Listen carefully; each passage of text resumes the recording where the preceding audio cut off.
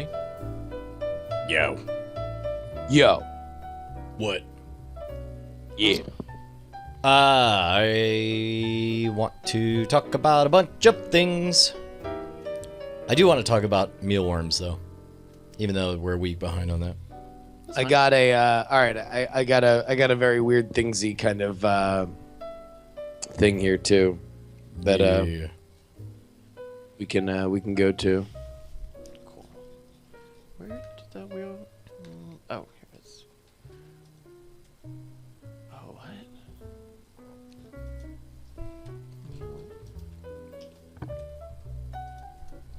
Oh, that's so weird. Huh.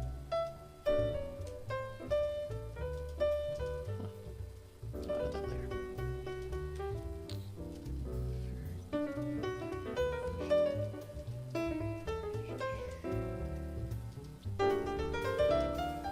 Cool. All right, I think I'm good here, gentlemen, if you are feeling likewise. Hold on. I'm tweeting. Ooh, tweeting.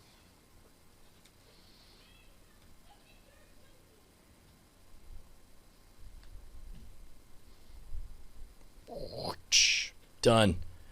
And it exactly fits 140 characters. 140 characters. Hey, do you think on the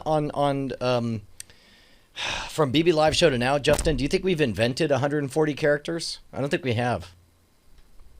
140? Well, I mean that's the limit, right? You can only get to 140 characters. I mean, we might have if you count like all the like Ted and Ed blanks. yeah. Actually, Like, yeah. All the I'm blankety blank. I'm Ed Pickpocket. Yeah. I love picking pockets. It's God, I would me. love to know It's how my close to game. our Twitter limit we are. We have to stop inventing characters at some moment. Well, no, we'll just kill some. Oh yeah. Okay. No, fair enough. You can only have a total. Can we start with Ted's Skype? Can we just stab him in the eyeball? No, I feel like Ted Skype is also he's an important. I think there's plenty that we're just not using, right? There's like, yeah, I'm sure there's a million different like I'm Ted some meme that was I'm- popular in 2009. I'm Satan McWindows. I mess up all your programs. DC TVpedia says there are 26 characters that have articles about them. Okay, well that tells But me there's that- definitely 300 that we made up. That's effectively the Hall of Fame, though, right? Yeah, Right. You these have are a the big character ones. page. Postini, Neil Gaiman. I really like Satan McWindows. Remind me to save that one. Yeah, no, definitely. No, The blue screen again. I'm Satan McWindows.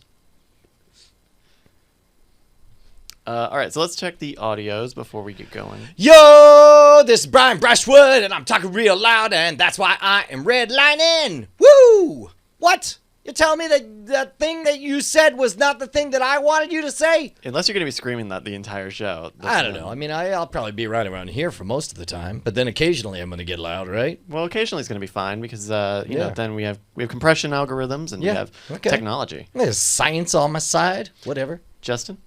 Yo, hey, this is Justin. I'm going to talk to you, and this is about the volume I'm going to talk to you at, unless I get really excited. Very good. All right, let me get that off down. Okay, guys. Kill that. Boom. It's a rolls.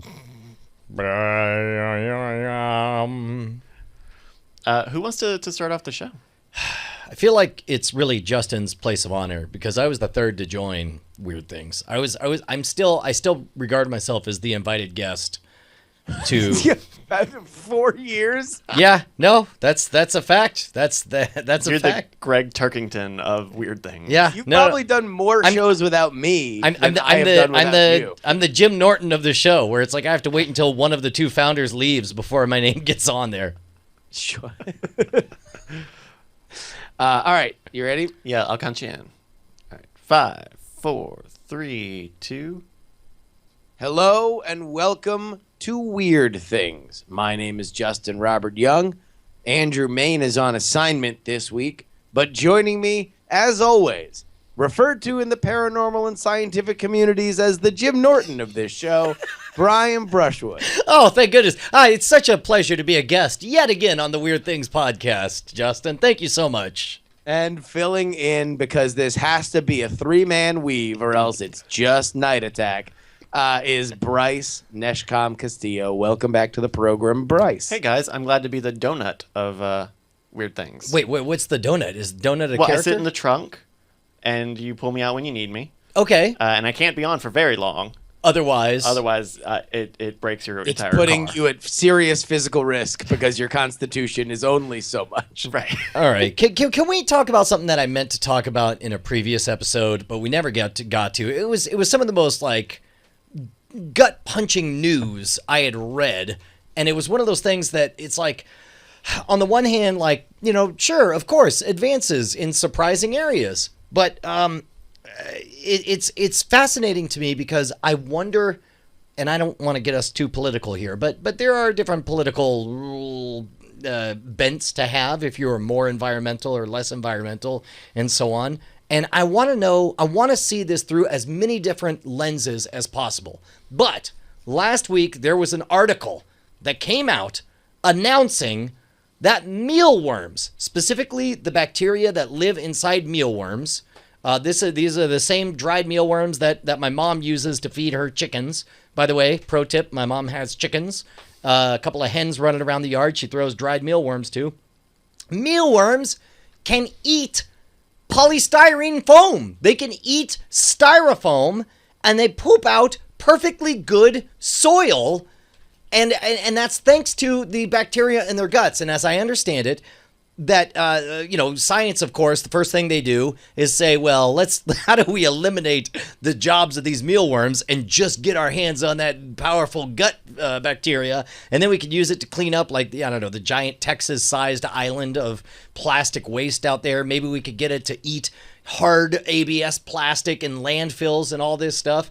Like, to me, So here, let's just real quick before you draw the larger thing here, just to make clear for everybody, the big issue is that styrofoam popularly is thought to be non-biodegradable, and so once it is created, much like the One True Ring, it cannot be unmade. Correct. Well, and specifically, what it really means is that when you buy a Diet Coke for $1.07 at McDonald's, what you're really buying is $1.07 plus the emotional guilt of knowing that you're adding to the eternal landfills of forever with your polystyrene, cheaply generated, disposable one-time use cup.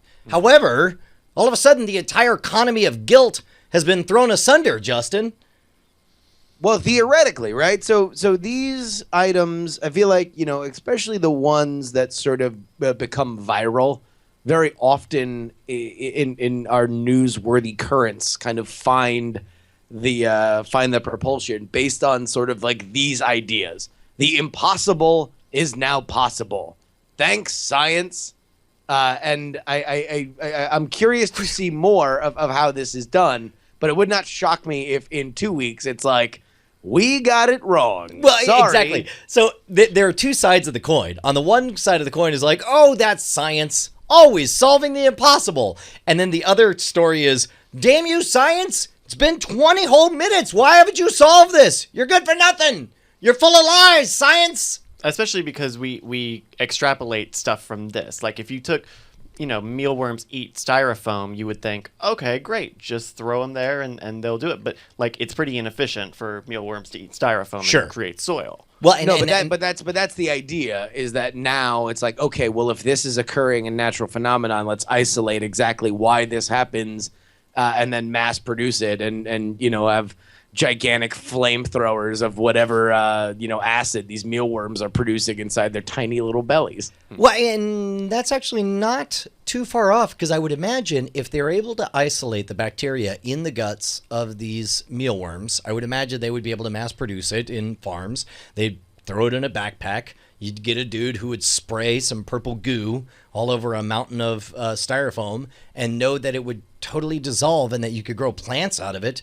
And again, styrofoam, I mean, structurally, it's different than plastic, but chemically, it's not so different, if I understand correctly. And then this is the part where I wish we had Andrew Main here to verify this, because now all three of us are dumb.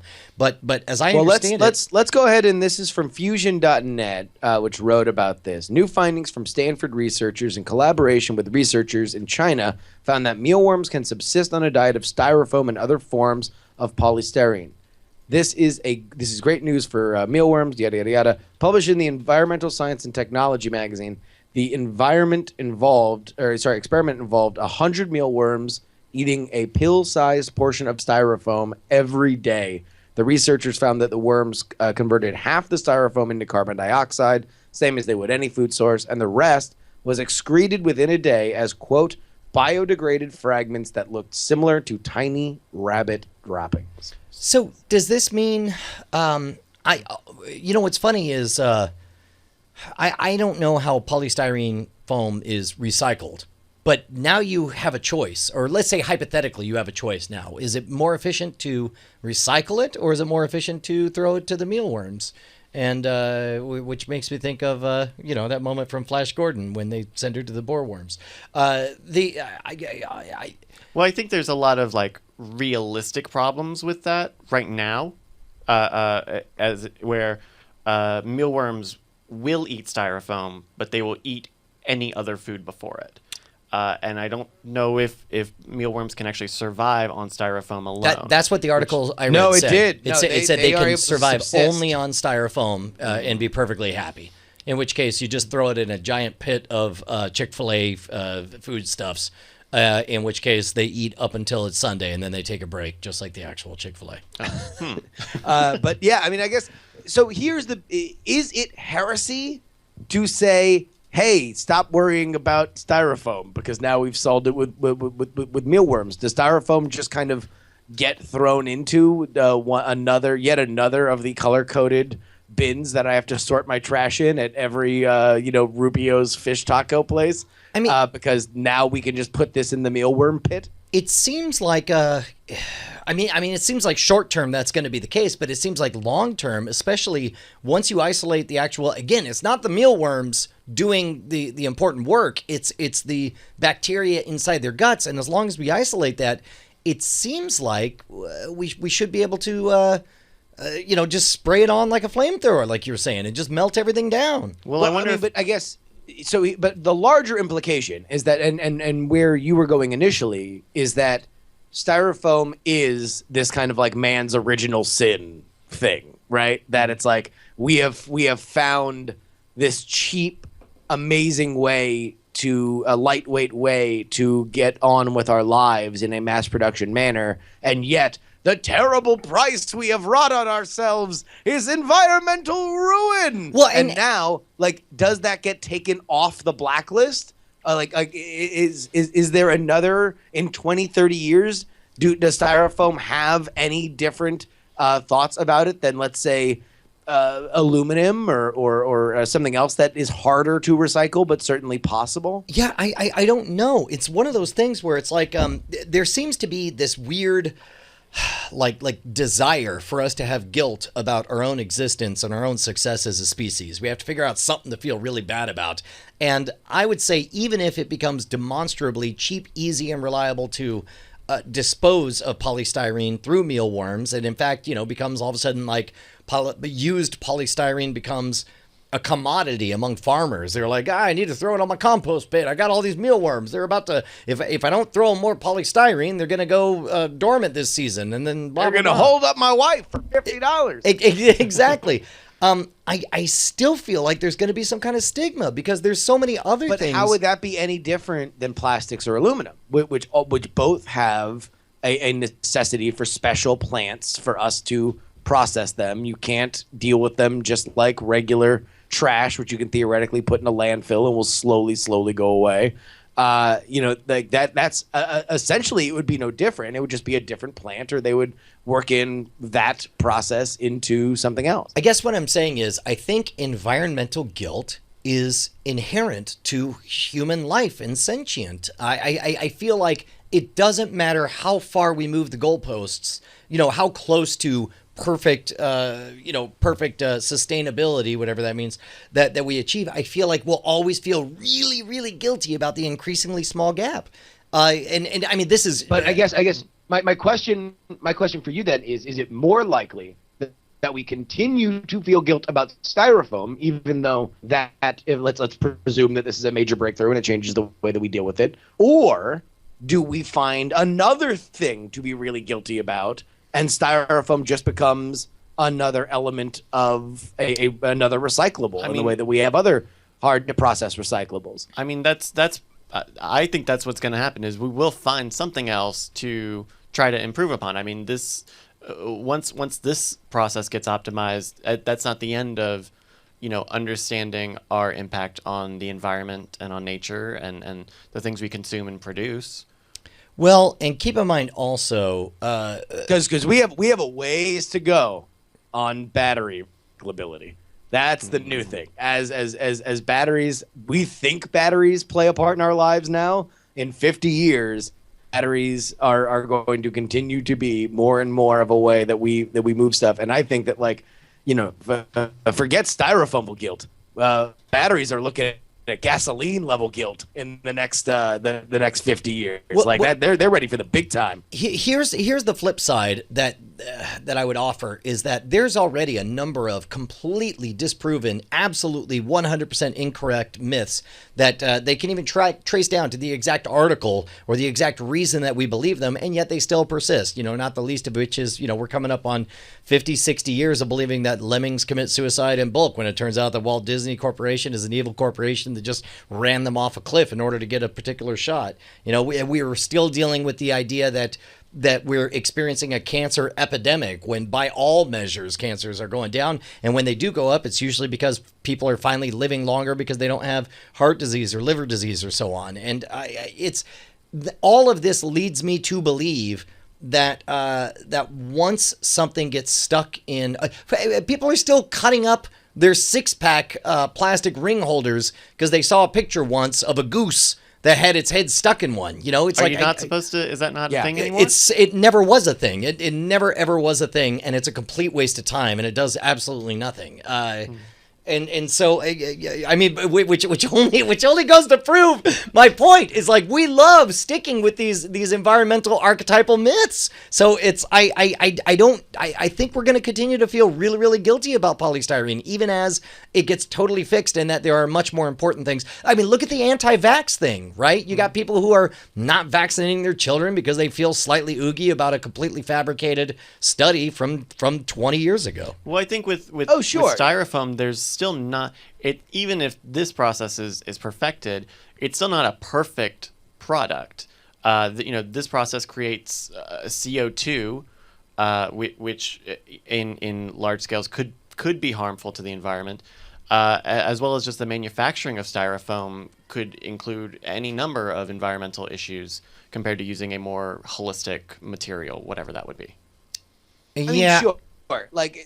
This is, I think the bigger question, and I think the more interesting one is, Brian, I think you're totally right that these things stick around. The question is, because there is an ebb and a flow to it. These things do stick around, but they're not necessarily as persistent. I think that now, when we were growing up, people cutting their stupid things apart were huge, especially growing up in South Florida, where you could see a dolphin somewhere. That was always a thing for me, was that dolphin. The poor bottlenose dolphins were getting their cute little bottle noses stuck in these horrid Coca-Cola six-pack rings. But now I don't think that's as big of a thing. I think that there is a kind of ebb to it, and I would suspect that if this becomes more of a regular thing, that we have, in the same way that we do sort out our trash, and there is compost and high-density plastics and general landfill trash. If there's one more thing for styrofoam and it has a special process to it, I feel like there will be a lessening, although I agree with you. I don't think it'll ever go away. So here's... I mean, I agree with that, with the sentiment that the myth probably will continue on in some fashion. What is the harm in that in the large scope? Is it just the It's collective waste of time? Yes. Why shouldn't we live in a haunted house of fear and terror where all of our own actions are creating hobgoblins meant to rip our throats out? For dare we succeed and dominate nature? I guess, I mean, that's the reverse of the question, right? Where it's like, is there ever... is there ever a scenario in which the folks who want to feel guilty decide, okay, we could stop feeling guilty? Like, let's say 100 years from now, biodiversity is at an all-time high. Let's say that, genetic engineering and eco-poets have put together more biomes with more biomass. We have more old growth forests than all time. I feel like, in that world where by every calculable measure, people are living longer, animals live longer, there's the greatest amount of everything, I feel like people would still have an excuse to feel really bad about something. Like, ooh, we really messed up. I got to cut something up to feel better. Well, because there is always motivation for action based on us being an empathetic society and feeling that we are causing some damage. But it's not always equal. If you look, let's say global warming, for example, if you look at methane emissions or climate harmful gases, a lot of them come out of cows' buttholes. Actually, technically, cows. For the record, when cows fart, they fart out their mouth because they have multiple stomachs, and the gas gets released out their mouth, not the butt. That's what I was saying. Is that their butt is their mouth, which is the weirdest part about cows. it. Welcome to Weird Things, ladies and gentlemen. I did not know that, but they're good to know. Yeah. So they fart out their mouth. Here's the thing. Title of the episode. Are you ready for? That's just the appetizer. But yet, when we look for climate change solutions, we look at we should ramp down our industrial production instead of we should ramp down factory creation of meats. And that's not to say that one is the right solution and one isn't. But it's just like the default answer is clearly, well, it's not like we're going to stop eating hamburgers. Come on, people. We need to shut down automobiles because automobiles we make a decision. And I do believe that a lot of our decisions are at some point informed by what we believe we can control and what we believe we can affect. And that's where when you count on what makes us feel terrible? What makes us what do we feel is humans' original sin? It does factor into real life solutions because you don't see there's going to be there's a presidential election coming up. You're going to see a lot of people on both sides of the aisle talk about what they do and don't believe are solutions for climate change. And you will not see any of them say we should all go vegan and it should be mandatory. And if you get caught eating a hamburger, you're going to go to jail because that is not something that has the propulsive momentum in terms of a meme in the way that, well, shut down your factory, sir, does. Right. Eating less beef is asking everyone to take it on the chin versus yelling at a building that or the fat cats in Washington. Yeah. Yeah. Well, a spoiler alert. Something that will surprise absolutely nobody who listens to this program. I'm optimistic in our ability to, in the next 5 to 10 years, have stuff like lab-grown meats. And I'll tell you what, Justin, you have been the bridge to open my eyes wide to an entire world of heavily processed foods that taste every bit as naughty as Cheetos and yet are made of kale and fake cheese. So it's like I'm on the vegan train. I think veganism should be mandatory for all people. There, I said it. I'll tell you what. If you support our at the barrel of a gun solution for everybody to start eating vegan, then you need to go to patreon.com/weirdthings. Now, granted, if you donate to us, there will be no money that goes toward this cause. However, you will support this podcast, which brings you every single week a smattering of weirdness between me, Brian Brushwood, and normally Andrew Main. It is your contributions that make us do this show. We said this last week. I'll say it again. There was a time when Andrew saying hey, I'm not going to be able to make the show, would have equaled Brian and I saying, good news for us. No show Sunday's today. That's just more Hearthstone for me, buddy. And we would have, except now you guys are paying us. We have a reason to do it. Thank you guys so much. If you want to support the show, patreon.com/weirdthings. It helps go to pay for Bryce Neshcom Castillo and makes him financially obligated to come in and do the show. Oh, yeah. And because he's obligated, it makes us obligated. And we all like being obligated. Hey, speaking of money, Yeah. I got a real sweet money-making opportunity for you guys. Oh, shoot. We're going to start our own business. I'm ready. I got funder capital. I don't know if you know, but I've been suckering all these people on a service called patreon.com. You ever hear of it? We got like hundreds of them throwing money at us. They don't even know what I'm going to waste it on. What do you got? I'll buy guess what? anything. Brian? Yeah. We squandered all that. All that money's gone. We don't have any money. We got to go as a band of 3 people. In fact, here, I'll put you guys in the scenario. It's you and Bryce. Okay. You're out on the road. Mm-hmm. You got to go to a village in Zimbabwe and get them to pay you money. Okay, listen. How much money, and are there any limits on how we get this money? Nope. You just have. Here's the hot new craze. The kids call it raising money from a village, Okay. and it's not what you think. All right, listen. First of all, I did bring this entire briefcase of mealworms. Okay. First of all, we got to get this village addicted to Total polystyrene. snake oil. No. Total snake oil. Nope. We got to get them addicted to polystyrene, right? Sure. We open a McDonald's. We get them. They're drowning in polystyrene cups. Yeah. And then we're like, hey, you want these mealworms? They're super rare. It's all the money in your village. And then they pay us for it.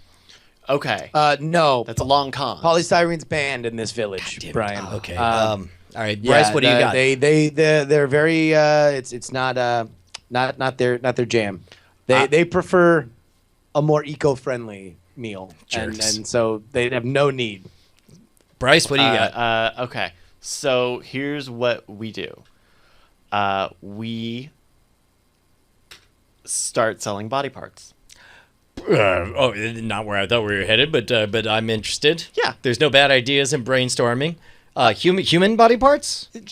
Whatever. Just body parts in general. Yeah, we start with animals, right? We show up, we pitch a tent, and then we say, "Well, what's wrong with you here in your little village? You got a touch of the dysentery? Why, you need a child's finger. Yes. Just plug it in your nose at night, and by the morning, the runs will stop." This is no normal child's finger. This is Annie Oakley's original baby finger. Sure. know? Oh yeah, I mean, yeah. No, we lie for her about all the adult body finger parts. So grew all in, we have to now these are human body parts, Can be. or maybe I think there's also room for animal parts. maybe we kill monkey some monkeys and cut off their fingers and say they're baby fingers, and baby fingers cure things. No, those are wishing machines. Monkey's paws. The wishing machines, of course. Okay, so if we yeah. get a paw, then we do that. Okay. So again, with the goal of this thought exercise being that you get the town to raise money to pay you for something, your solution is that you dismember animals and human beings and open a retail business where you sell body parts. Look, Justin, I see you're trying to drive a wedge between Bryce and I. We've been business partners for years, and I'm going to stand behind my partner. If he wants to cut up some humans and or monkeys and or whoever's, then yeah, no, I'm done. I'm down. What Unless if we can sell them on a concept. Wait, okay, crazy idea. Here's my other idea. What's up? We put on masks. We run around at night. We get some bioluminescence to scare them. We walk among the village and talk about, did you see the old haunted woods were alive last night? And we spin the tale of the. All right, wait, hold on. And then anti-haunting you- monkey paws. You're sitting out at the local watering hole. Yep. I need you as your as you're the con man. You're kind of you got some grass stains maybe on your on your jeans that you're trying to downplay because now it's the next day. There's been a haunting in the town. Well, what is your pitch? For the record, what I do have grass stains on me, but like I've taken rubber cement and I've rubbed it all over my face so that as it dries, it makes it all wrinkly, so I look like an old man. And I kind of walk hunched over with my grass-stained knees. Bryce, meanwhile, in our two-man con job, is the young kid in town who's always full of fire and vinegar. I'm the one who sits on the porch of the local watering hole, where they unfortunately only sell water, but I drink as though it's whiskey. And I was like, ugh, ain't nothing like a cool drink of water after a long day of work dealing with the forces of darkness. Am I right, boys? You guys heard of this haunting, right? We need to do something about this. Oh, there ain't no such thing as a haunting. I've seen lights. Listen, out in the woods. I cleaned up all of that, and I thought you and I talked about this. Then we don't need to trouble their heads about any haunting. Look, I'm just saying, you get a haunting, you got to do it right. You got to clean it out right. You know, I think Bryce, your solution will be fine for Bryce. a Listen, few days. these are pagan, non-God-fearing folks over here. They don't want to hear about your hauntings. They're trying to pay the bills, if you understand what I'm saying. It's not like they can buy our special brand of pig's blood in order to keep away the haunting. I say just let the science resolve itself. I say there's a debate going on about whether or not there's a haunting around this village. I say let the scientists conclude the debate, and we don't need to involve ourselves in there. Well, all right, so it goes to that night.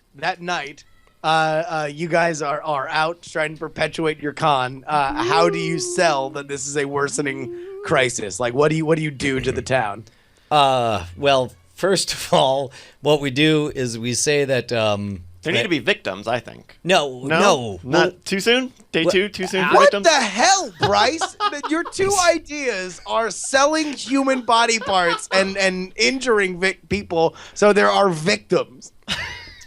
I mean, it seems like what we do is we shine some lights, we rub ourselves in bioluminescent paint, and we flop around, and then we say like you're doing the worm. Yeah, exactly. We do the worm, and we say teach the debate. Teach the debate. Are we real? And then we get people talking. We just want them talking about whether or not they're about to be killed by. And we leave bumper stickers that say teach the debate. Yes. Sure. And it's all right. So it's the next day. Your bioluminescent breakdancing has certainly brought the town to a buzz. They're all whispering to each other. Teach the debate. Teach the debate. Did you hear? Did you hear? Teach the debate. Now, all right. This is your big pitch. This is the big sell. Yeah. Now you're back at the watering hole. You guys go ahead and a villager comes up. Hey, mister! Did you see the breakdancing aliens? Should we teach the debate? Well, I don't know if teaching the debate will make a difference one way or the other, but the one thing I do know is that these mealworms have never, not once, been party to a global apocalypse. I can guarantee you that they were all gathered from villages all across this land, and not one of them have been taken over by ghost breakdancing aliens. Why, I think the science on this is totally sound. In fact, I would like to buy a couple of your mealworms all right, now, the science is not settled. Let's you and me have words about that, sir. Yeah. I think we're all fine, and we don't need those. Although, if somebody were to go ahead and get one, I suppose I wouldn't fault them. Better safe than sorry. But I think we're just fine without them. Well, Wait a minute. Say all the villagers at once. Here's $400. We'll take all the mealworms you have. Congratulations, guys. I mean, it's you against totally won this thought exercise. Period. End of paragraph. On a totally different note, a residents in a Zimbabwe town have raised $400 to keep goblins away. To keep goblins away? This is the part where This is the part where all of a sudden Bryce and I need alibis to prove that we weren't in Zimbabwe last week. I swear we were 5 feet tall. And listen, we'll read this, and of course, the caveat on all the goblin stories is that these are probably going to be like rapes and murders, and so that's really not fun. But in an interview with the Sunday News this week, Corday Park counselor Colette Ndolovo said residents were living in fear as goblins were continually attacking them, particularly those living in this one neighborhood. We met during the weekend and discussed the issue. People expressed concern and pleaded for an immediate solution because there are serious attacks going on. By the There way, was a- real quick, pause on this. Let's go from the theoretical, or I mean, obviously this is an actual tragedy happening somewhere else. But why don't the three of us form an actual criminal gang, wearing biker jackets and everything, but we call ourselves the Goblins, and then that way, no matter how heinous the crime we commit, we rob a bank, we blow up the vault, we steal all the money. How ridiculous are they going to look when they're like, a bunch of goblins came in here and stole all our money? But then meanwhile, it'll be humans, but they'll call us goblins because we'll have goblins written on all our clothes. No? Well, apparently, that will work in every other continent on the planet except for Africa, where they take goblin crime very seriously. A prophet has requested every household in the community contribute at least $5 so they can pay for a solution. $400 is needed to stop this threat in its tracks. Wow. Okay, is there any details on how they plan to stop this goblin? No. What? And by the way, goblin, they're not just mispronouncing Gary, are they? Like there's one dude named Gary that everyone just calls Goblin, and we're like, we got a real problem with Goblin. Old Goblin Gary, he's a real problem. No, I believe, him, Gary, there's never that Gary. You're right. He's a real troublemaker, but there's no sense that it's just a colloquialism. Huh. Wow. All right. Well, should we raise money to fight this goblin? Should we send them? Yeah, I don't know. Maybe we can. I don't know. Well, this there's article no says good guys in this scenario, right? Yeah. This article says that here's what the goblins, they say, have done: throwing stones at houses and breaking windows. Okay, those are children. Those are children. Some also claim to have been attacked while walking during the night. But stones and windows. So $400. What unlisted here was that they were apparently also catching the boogaloo flu as they were breakdancing in the town square. I believe it. So yeah, no more goblin news. Goblin news out here for y'all. Okay, so let's play something, since normally we have Andrew Main here, who has already read all the stories in This Week in Science, and of course, if you guys are subscribers to the Weird List, Andrew's been super active this whole week, sending out good stuff to the Weird List. We have some hype machine happening about another SpaceX announcement. What do we know about that so far, Justin? So far, here's what we know. Some dude alleges to have seen the details on an upcoming SpaceX announcement, and he has said it is monumental. Many have speculated that this is the prelude to some real timeline, serious plans by SpaceX to fly to Mars. Now, Elon Musk has had himself a very busy week getting caught up in the tech press hype loop of he dared to say some negative things about Apple because they're hiring a lot of Tesla engineers, and so he spent one day giving an interview in a translated interview, because I think it was with a German publication, and then the rest of the week saying, no, for real, I really like Apple, it's just whatever, get out of my face, I'm Elon Musk, but also made the point that we need to leave Earth as soon as possible, which would certainly be, it's stuff he's said before, but would also tend to lead to the idea that SpaceX is going to make a forthcoming announcement. So I guess as long as we're talking about stuff posted out on Twitter and whatnot, and of course, because Andrew's not here to defend himself, Andrew and I had a fairly fundamental disagreement over a rumor going around that I thought was fairly well-founded. Andrew thought was total hogwash, and I kind of want to go to you as our mediator. In fact, both you and Bryce. So there was an article that suggested that Elon Musk is secretly building an entire fleet of completely autonomous vehicles, and his evidence was take a look at the Model X. The Model X has doors that open on their own, both front doors and back doors. It's got refueling stations that you pull up and a snake-like arm takes a plug, and it finds the plug and plugs in completely on its own. And that technically everything about the Model X could theoretically, with a couple of software upgrades, suddenly be a completely autonomous vehicle. And basically the point of the article was it's clear he's building his own driverless Uber service where you won't need to park cars anywhere. They can just travel around on their own and recharge on their own and show up. And the other bit of information that he put in there is that Elon Musk in his presentation bragged about the storage space underneath the seats in front of you. So you can get into the back seat, you can stow items in front of you, kind of like you would on a commercial aircraft, and then get taken to your destination in style. I thought all of this was right on the money, but it seemed like Andrew didn't believe that. Like, where do you guys come down on this rumor? Well, all right, hold on. I think what you guys got into, from what I saw of the back and forth, the contention was that, and this is the thing that started it, fair bet that Tesla will start the first self-driving taxi service. And I think what Andrew's point was that they don't need to start the taxi service because they have the vehicles. Ford doesn't need to be Uber.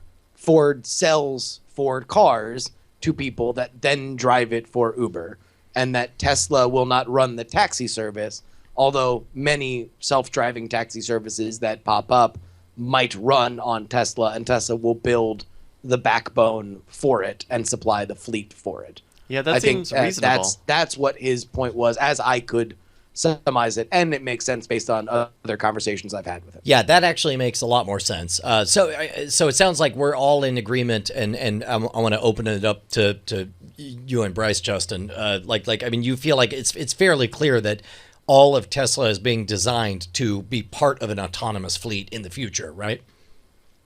Definitely. I mean, they just announced that this week the autopilot feature for some of their Tesla models would be going out via an OTA update.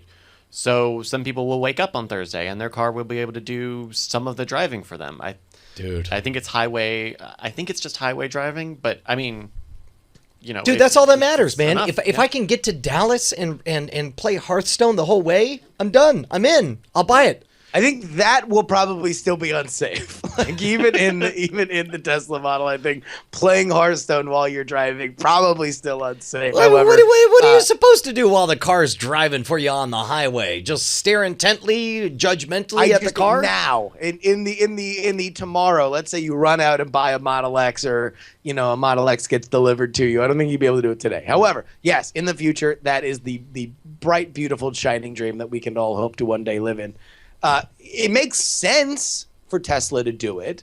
There's no reason why it would fit with the very aggressive mindset that Tesla has, and because they were linked, so much today in the press, or this week in the press, it fits with where Apple was probably about 5-10 years ago, where they found themselves with about a 3-year head start in a 3 to 5 year head start, especially in mobile computing with iOS, and they were very intent to build up that lead as far as they can, with the idea being that as soon as other people realize that this is the future, that gap will narrow because people will put money and brain power behind solving it. And I think that feels like where Tesla is. There are a lot of other people that are doing a lot of interesting work in it.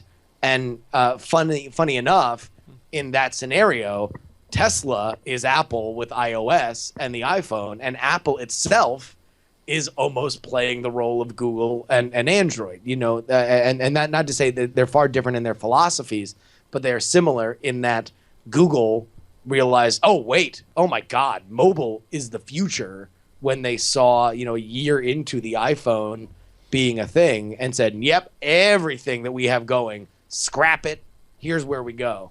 Apple now, if the EV rumors are true, for which, I joked on Daily Tech News Show that, it's kind of the Bigfoot of Bay Area rumors. Like everybody knows somebody that's seen something, or has a cousin that's working on it, or knows somebody that is, in the loop on it. So it seems likely that that's where it's going. But I think it's Apple's idea of, hey, cars might be something radically different in the future, and maybe Apple wants to sell to those companies, sell to the Ubers of the world, sell to autonomous taxi services, sell to personal people who, or to private customers who just want to own an autonomous car. Can we? And that's an interesting parallel between Apple and Apple and Tesla, because Tesla is keeping the product line small, but there's still a lot of room for Tesla to go in many different directions, including creating custom cars or custom fleet style cars. What if it's not unthinkable that Tesla would say, here is a car that nobody will drive. It is just passenger seats or something. Like, that's something that Tesla over a more traditional manufacturer like a Ford or Chevy is positioned to do, because they're so technology and software heavy. So let me kick this out to you guys. Let's speculate wildly, and some people believe this will happen in 10 years. Some believe that we're 40 or 50 years off. But let's say we hit that soft middle area where there are two forces at work in your heart. Now, all three of us, and Andrew Main, of course, all born in America. And America has this very frontier mentality. You own your own pickup truck. You drive around. You take care of your car. You change the oil. This is your vehicle. This is your ticket to the rest of the world. And yet, we are looking at a very real possibility where the very idea of personal car ownership is how ubiquitous does the ability to autonomously summon a vehicle need to be, where all of a sudden it overrides this instinctual, 20, 30, 40 year sales pressure that you are identified by your car that you own, that it gets overshadowed. And I'm speaking about this. That's a very tricky question, though, because we have a car culture identity in America, because we have very different uses for cars. A rural use for a vehicle is nowhere near the same as my use for a vehicle, or even you guys in Austin, which is alternately, if you just live in the Austin city center, then yeah, right now you can probably get around with only screwing around with Ubers, and you just got to worry about getting outside the city here and again to go do stuff. Whereas, Brian, you live in the suburbs, so having a vehicle is very, very, very important. And not only that, the times that are the most important for me to be able to summon a vehicle are usually at 4 a.m. when I have to go make it to a 6 a.m. flight, and I need to be able to lug 200 pounds of trunks and 4 carry-ons and a second person with me. You really can't call an Uber to be a pickup truck. Although again, to hitch a U-Haul. Right. Well, and it's one of those things where it's like, you can, let's say Uber was able to do that 9 times out of 10. It only takes that one time out of 10 that I missed my flight because I couldn't get the Uber at the time that I needed it, even though I was promised it, for me to totally not be willing to make that leap. So, I mean, considering those moments, and you travel a lot as well, Justin, but you have a lot of different options, and you very rarely have to take large amounts of equipment, right? No, I very often. I mean, I'm traveling with 2 large suitcases. It's not the 4 trunks that you've normally traveled with. Does it cause you to like for example, do you keep the gear in the car ready to go at any time, or do you get? I know that I personally get anxious when my show's not loaded in the car, or when anybody implies that there's you could just take a shuttle or someone will pick you up, or any of that stuff just makes me nervous, because I don't know if they're going to show up in time. I don't know if there's going to be room for whatever my stuff is. Oh, yeah. No, I rent a car. I mean, I normally, even Ubers, car rental is actually fairly cheap these days. And you can normally get a car, even if it's for a day trip, for about the price that you would pay to get in a cab ride to and from your hotel, especially if you're not staying in one with a shuttle or something like that. But in general, I prefer to just have a car. But again, I think that when we talk about the autonomous driving thing, I think what is for sure is the relic will be us hitting pedals. Us hitting pedals will go away. Oh, the absolutely. idea of whether or not we are all in some hive mind subscription service where it's like, Cartron, a car for me, please. I'm going from here to here. And it says beep, bop, boop, of course. Like, whether it's that or you just have your own self-driving pickup truck that is effectively just a more agile, interesting, energy-efficient version of a traditional car now, I think is as diverse as all of our needs for cars as they exist. So I guess what comes first, or maybe this is obvious, but self-driving vehicles becoming the norm will come before the dilution of a car culture of owning a car. I mean, does that sound? I think, well, number one, we've already seen the dilution of car culture. Like the idea that with Uber and Lyft, it's now feasible to live in major cities without a car that don't have good public transportation is huge. You know, because if you look at cities like Houston, you know, Houston or Dallas or something like that, these are gigantic population structures that have fairly poopy public transportation. Well, and let's say it's great public transportation. It's not the fault of the transportation itself. It's the fact that it's just defeated by the size of the metroplex. You can't reach all of the tendrils out there. You know, you can get on you could drive, 15 minutes to a main artery and then take light rail downtown and then be stuck in downtown or whatever. But it's like this stuff is so spread out that it's just built into the culture that you need to be able to have your own vehicle to get anywhere. But what if? But now. Now you have that ability. Like you can live, depending on where you work, you can live in Dallas and not own a car. That's insane. Like that is a possibility now, that if you factor in gas and insurance and everything, that it's not crazy to think that with the right routes, especially if you can get to and from work fairly easily, that's not a thing. So we are already seeing a dissolution of it. I think the next step is going to be as what Tesla is doing, where you see soft autonomy, the idea that you can now cruise control is just mega cruise control, cruise control S plus. Now you're going to see legal challenges to how legal that is.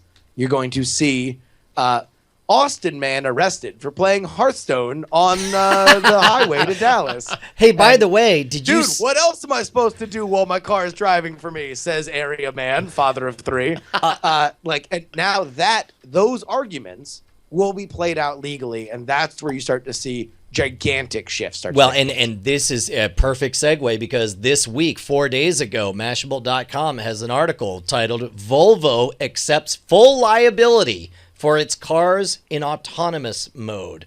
In a speech scheduled for Thursday night at the House of Sweden in Washington, D.C., that's an odd sentence. President and Chief Executive of Volvo Cars, Håkan Samuelsson, will state that his company will, quote, accept full liability whenever one of its cars is in autonomous mode, which to me, number one, Volvo's got the brand in order to lead the way on that. Number two, this is the key that is going to make it possible for us to trust cars.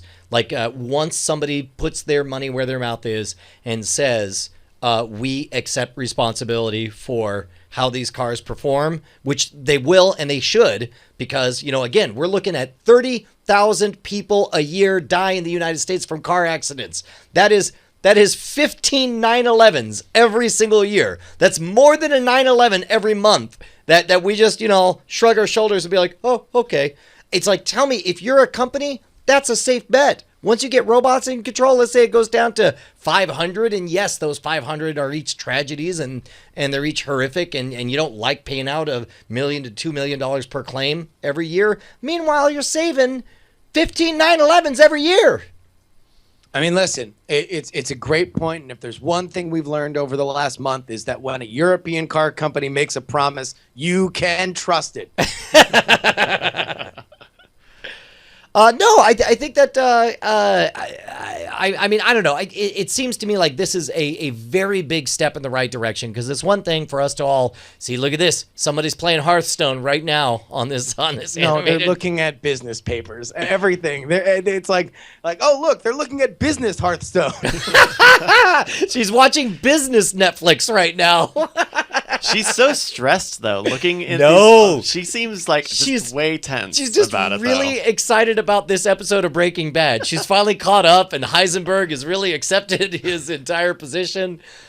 Dude, I'm telling you, it's a smart move for the companies to go public. It's a smart move for the companies to accept responsibility for some of the horrific things that will happen, and it's a safe bet for society to get on board with this. Quit driving your cars, idiots! You're killing people. Now, Okay. is that all right? You just take a cold shower. You get so worked up about the autonomous cars, Brian. Look, I So want when- to. when- I just want to be able to have like 12 beers and then know the car will get me home safe. So one last question I guess I have about this is we're kind of working on the assumption that the mass market version of this is either an Uber-like service where you can call a car or you own an autonomous car. But I wonder if there's not if there aren't through ways to expand public transportation. I mean, we talked about it earlier that the issue with public transportation is that it doesn't go everywhere, and the services depends on where you're at. But what if autonomous vehicles can expand the services of public transportation and the coverage area? Does that eat into your own personal autonomous vehicle or your own ride-sharing solution? I'm going to make the prediction that once I think that a fleet of robotically controlled autonomous vehicles will be so efficient, so carbon efficient, because they'll all be running on electricity before you know it. Essentially, think of the city as a living organism, and we are the oxygen being transported in and out of the city by these red corpuscles, these electric robot-driven cars. I think that's going to be so efficient and so useful that we're going to see the dismantling. We're going to see tearing up the real estate of light rail for being so stupid and inefficient and so slow. And I think they're just going to build more highways. But is that personal auto service enough to stem rush hour? I think that's the big thing, where rush hour is such a surge of everybody needing to be on the road at once. There's a need for a mass transit solution. You already see some of that with the use of Waze. One of the things that Waze does, W-A-Z-E, is especially in Los Angeles, it keeps you off of all the main arteries. It figures out all the underused bandwidth. If you have ever wanted to feel like Jack Bauer, use Waze directions in Los Angeles, because all you are doing is just making constant lefts and rights onto LA side streets. You're just opening it, like maybe just me. I'm just opening it up to. I'm doing highway speeds in residential areas. Sure. Constantly. Well, and think about what else happens in that world. Once, and not that it's all run by one global system, but instead, like if a computer is scheduling out when to maximize bandwidth on all of our America's highways, then it would do things like, for example, take 18-wheelers. It would say, all of you guys, don't even try to drive between 7 a.m. and 9 a.m. Don't even try to drive between 4 p.m. and 6 p.m. Instead, wait until the off hours. And when you do drive, you guys just sleep. And we're going to line up 37 of you in a row with a gap of exactly 8 feet between all of you, so that it slipstreams. You're going to get a 39% increase in efficiency. You're all going to move as a train at night when all of this is not very used. And don't worry if there's any other cars on the road. We'll put the word out for them, so they'll make sure to stay out of the 100-mile-an-hour lane on there. But the only thought about that is we're talking about a world where this has hit critical mass, right? And like that is we're a centralized system. Nope. It's not centralized. No. Ant colonies are not centralized. I know it's Brian. I mean, it's just it doesn't have to be centralized, because a lot of these technologies are being built on the idea that you are reacting to everything. And so as long as everybody's operating on the same principles, that it should move more efficiently once you have critical mass adoption, more than, I'm checking my text, and Brian's thinking about playing Hearthstone, and But not actually doing Bryce it. is He may be dropping a chicken considering. sandwich in his lap, and everybody's just paying varying degrees of attention to what they're doing. So, I mean, I think but what you're saying, Bryce, is I think legitimate. Like that, I think it's folly for us to announce exactly how the transportation solution is going to be. Because I feel like I do think the expansion of ride sharing and autonomous vehicles is actually going to push more people to realize that a park and go solution or centralized transit spots will also be a viable option for them with huge people. I mean, but I think movers. park and go, I think is something that will be an antiquated idea, because in all of these, what we do gain with autonomous driving is more door to door. Like, you are not doing autonomous driving so you can get dropped off at a bus depot, because buses do that fairly well now. You are taking an autonomous drive because you can put 4 people that, the app already, like Uber already does, Lyft already does with ride shares, with like Uber Pool and stuff like that, is you're listing where you're going and where you're getting picked up from, and it picks out like, okay, well, all these people are going in the same direction, so beep bop beep bop bop, you pick all of them up and everybody gets dropped off at their house.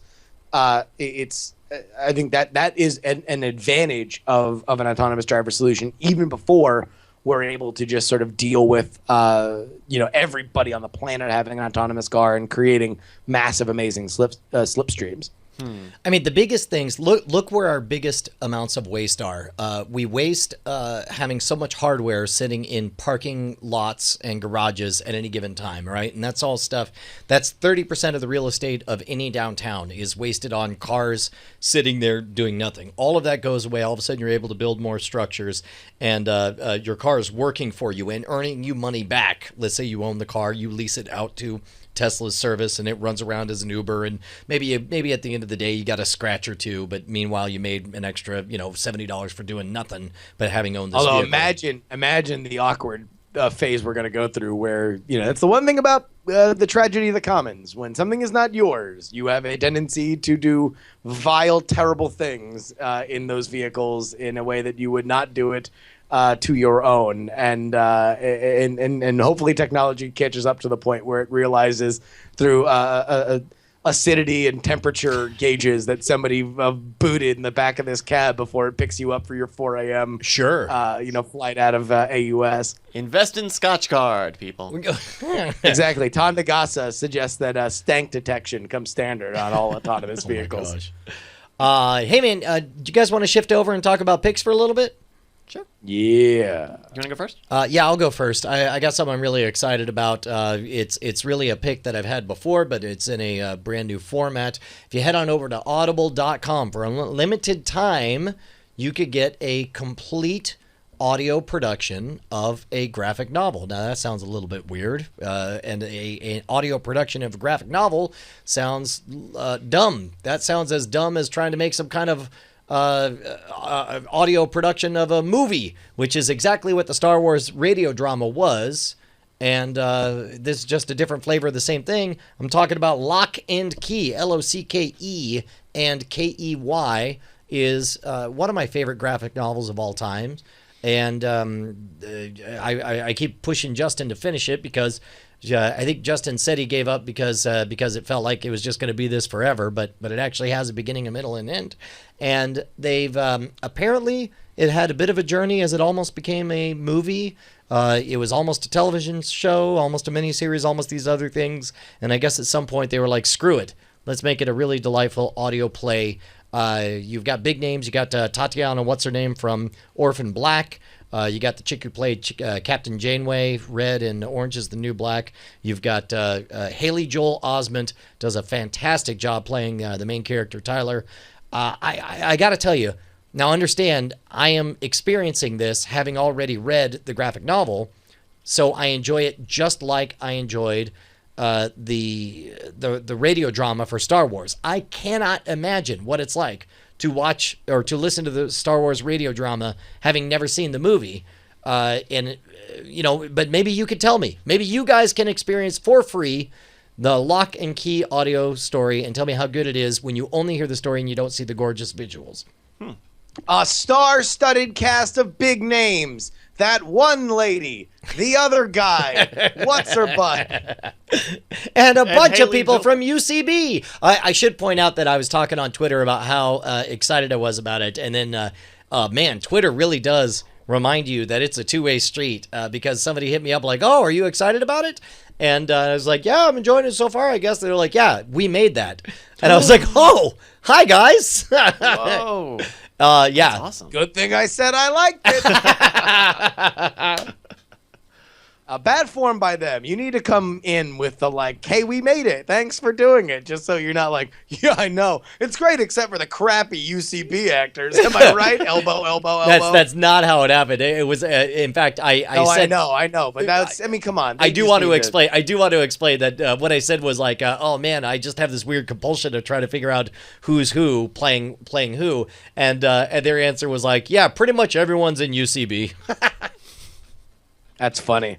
Yeah, and by the way, I did not stop reading it because I thought everything was going to be the same. I hit a roadblock with a decision they made story-wise where I felt it kind of took the air out of some of their consequences, which it is a worthwhile story for what I read because they do such a great job of building up tension, and then I hit a point in which I felt there should have been consequences for actions, and instead there were like Stuff felt no a bit consequences rubbery. for those actions. Yeah, I can and understand that that. bothered me, and I stopped reading it. But anyway, certainly worthwhile. I got an old movie. So I started watching it on the Netflix. Kingpin. Oh my God, the comedy with Bill Murray and with Woody Harrelson. And the currently embroiled in controversy Randy Quaid, back in his salad days. So Kingpin is I think the best script that the Farrelly brothers did. The Farrelly brothers did, of course, Dumb and Dumber. There's Something About Mary, most notably. This was before Something About Mary, so it was before they kind of went into that rare air of like mega blockbuster R-rated comedies, which really only happen like once every 15 years. It's really what made them super worthwhile at that period where they were doing those films because they're always good, and even now they're good with slapstick. Like they have this like Looney Tunes kind of sensibility to it. But Kingpin is a great script when you look at it for like these themes of disability and all the characters on some level are missing something, except for the villain, which is played by Bill Murray, who has it all and is terrible. But you have all of these characters that are just kind of put upon by society for various reasons, and it's kind of an exceptional script. And I forgot how good the writing is, and it's easy to have it glossed over when it's interspersed with gags like Woody Harrelson's character, who has a rubber hand throughout the movie, has it comically flown off his stump and lands on a woman's breast while she's making out with somebody. So he, Bugs Bunny style, removes the rubber hand and replaces the guy's hand on her boob, which is like, about as like slapstick sophomoric as you can get. But in the midst, there's some really, really clever and fun and heartfelt writing in there. And I very much enjoyed rewatching it. And man, 90s Vanessa Angel, Hachi Machi. Hachi Machi? Is that what the kids are saying? Oh, cheese, Louise, covered in cheese. Jeez, Louise covered in cheese. She's Hachi Machi. So I have a pick for you guys this week. Yeah. I've been talking about this a little bit online. I know, Brian, you've played the Stanley Parable. Yes, enjoyed it very much. I played it several times. Do you know about the Stanley Parable, Justin? I am aware of it. I'm more aware of the soundtrack since it's been played so many times on the Night Attack show. But that's pretty much the extent. So the short pitch on Stanley Parable is that it uses a really good understanding of how people play video games to raise some interesting questions about what the role of the person behind the keyboard is, not just the role of the video game in this conversation between the two of you, including a very war games like idea that it's actually all right to the best option many times in the scenario posed by a video game is to not play it. That playing it is actually harmful to the non-playable characters. But the creator of that, Davy Wren, has a new game out called The Beginner's Guide. And the conceit of The Beginner's Guide is that it is Wren himself showing you a curation of games by a programmer named Coda from 2008 to 2011. And the conceit of the game is that he is narrating you playing through these different levels and showing you how Coda's voice evolves from starting off just taking like a Counter-Strike map, just taking D-Dust and putting extra boxes in it and just kind of throwing stuff around into these longer, more complicated programs, many of which have hidden and obfuscated goals. And as Wren is narrating these experiences and giving his own perspective, he is also modifying the game so that these experiences that would otherwise be hard to sell on to anybody makes it palatable. So there's an example where you walk into a prison cell and the door shuts and the door only opens after you wait 1 full hour.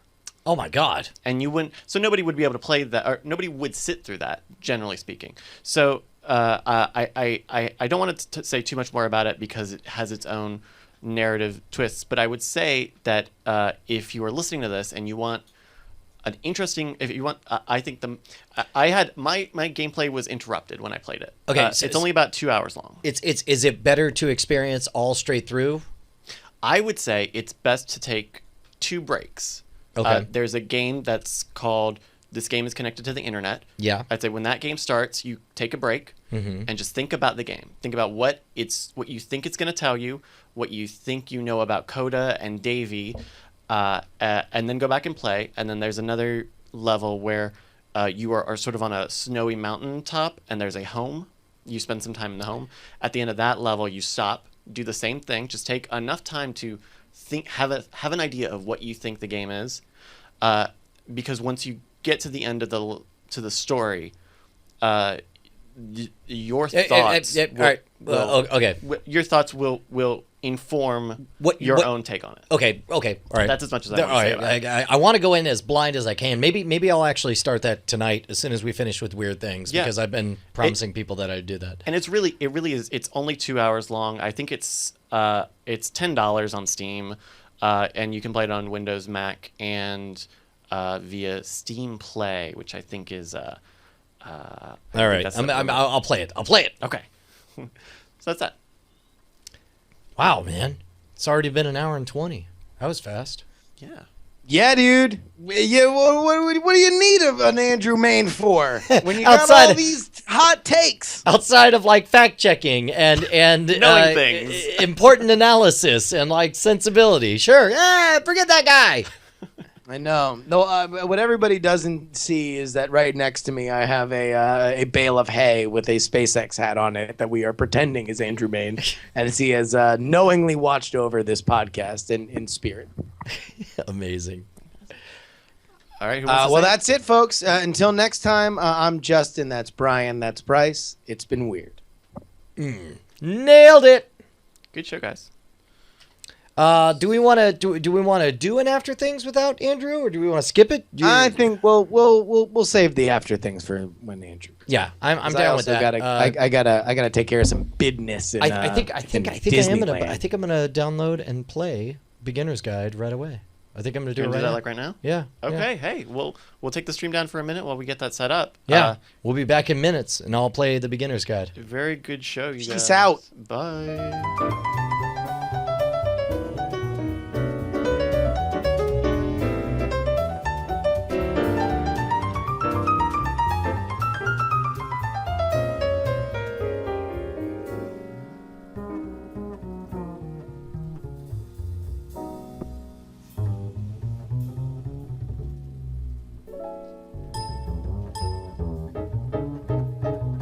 All right, guys, I'm out. Bye, love you. Bye, Justin. Bye. Oh, Sergeant Muffin said now's a good time to test the other stream method. Okay, PM me information on that, Sergeant Muffin, and we'll do that when the stream is off. What's the other stream method? Hmm? What's the other stream method?